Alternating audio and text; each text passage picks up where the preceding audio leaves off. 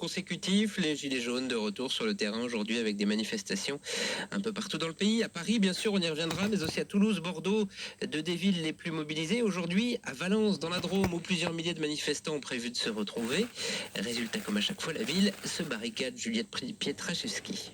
Dans les rues de Valence, les grilles autour des arbres sont retirées par les services de la mairie. Nedad, restaurateur, débarrasse sa devanture.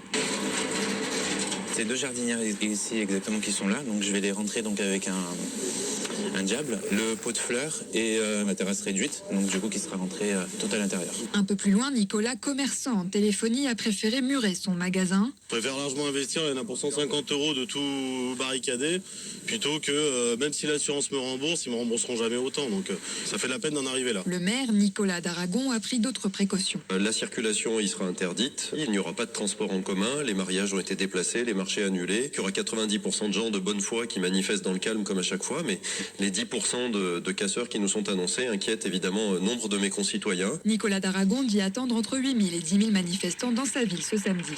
Et à Paris, ce sera une marche blanche aujourd'hui. Marche blanche en soutien aux nombreux manifestants blessés depuis le début du mouvement il y a 2 mois. Il serait autour de 2000 aujourd'hui.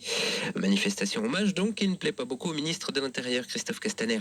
S'il n'y avait pas, depuis plus de 2 mois maintenant, de manifestations qui se multiplient et sont pour la plupart jamais déclarées, s'il n'y avait pas de magasins pillés, de barricades érigées, de policiers ou de gendarmes roués de coups, en somme, si la loi était respectée, tout simplement, il n'y aurait pas de blessés, ni parmi les gilets jaunes, ni parmi les forces de l'ordre. Qu'ils portent un gilet jaune, qu'ils portent un képi bleu, c'est toujours un blessé de trop.